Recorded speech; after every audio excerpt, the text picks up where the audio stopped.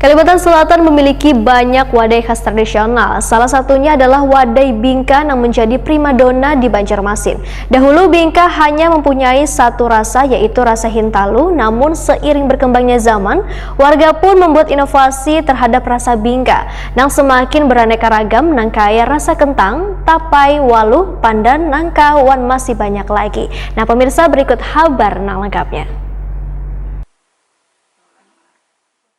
Kalimantan Selatan memiliki banyak wadai khas tradisional, salah satunya adalah wadai bingkan yang menjadi primadona di Banjarmasin. Dahulu bingkan yang memiliki bentuk nang kaya kembang nang rasanya manis wan legit ini hanya mempunyai satu rasa, yaitu rasa Hintalu. Namun seiring berkembangnya zaman, warga pun membuat inovasi-inovasi terhadap rasa bingkan yang semakin beraneka ragam nang kaya rasa kentang, tapai, waluh, pandan, nangka, nyiur, keju, kismis, wan kurma.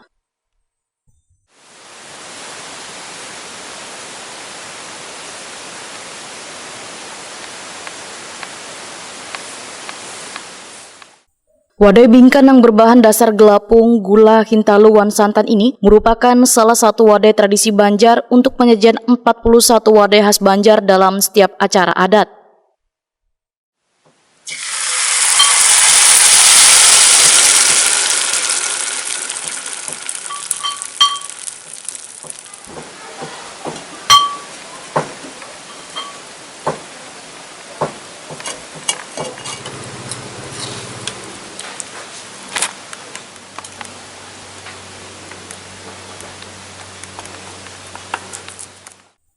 Wayah bulan Ramadan, wadai bingka bisa ditemukan di pasar wadai yang menyebar di Banua, bahkan menjadi primadona gasan menu berbuka puasa. Salah seorang tukang ulah wan penjual wadai bingka, Sarifah Laila Al-Habsi, wayah takoni Prima TV memadahkan, sudah mulai turun-temurun baulah wan menjual wadai bingka. Namun wadai bingka nang diulah ujar warga Teluk Tiram Banjarmasin Barat ini hanya rasa kentang atau bingka kentang.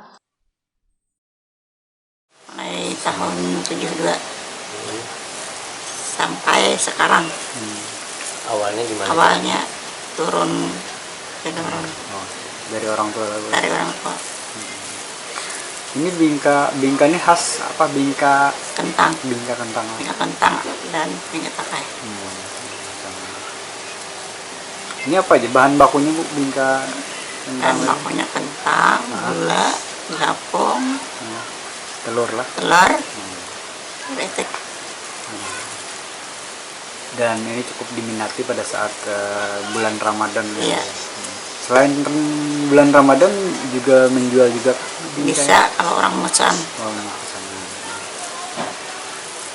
Kalau selain bingka, ini saya lihat ada aneka macam kue basah lainnya. Ini ada apa aja nih?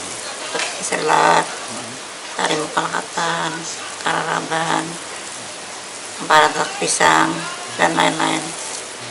Ini ada yang kue lapis ini tuh apa namanya? Kue hola-hola. Hairullah, salah seorang pembeli, memadahkan, wadai bingka ini kadanya cocok gasan berbuka puasa, tapi bisa juga dijadikan menu gasan menyuguhi tamu. Kami pada umumnya itu kami makan kue dulu atau wadai dulu gitu.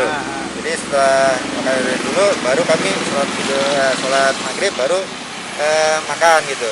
Jadi kalau tanpa wadai itu kurang pas kata orang tuh. Jadi harus ada wadai dulu lah.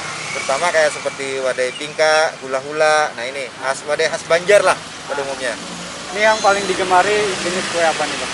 Ya kue-kue basah ini seperti hula-hula, bingka, ya kemudian kararaban, ya kemudian apa antar pisang gitu. Ya wadai khas Banjar lah pada umumnya.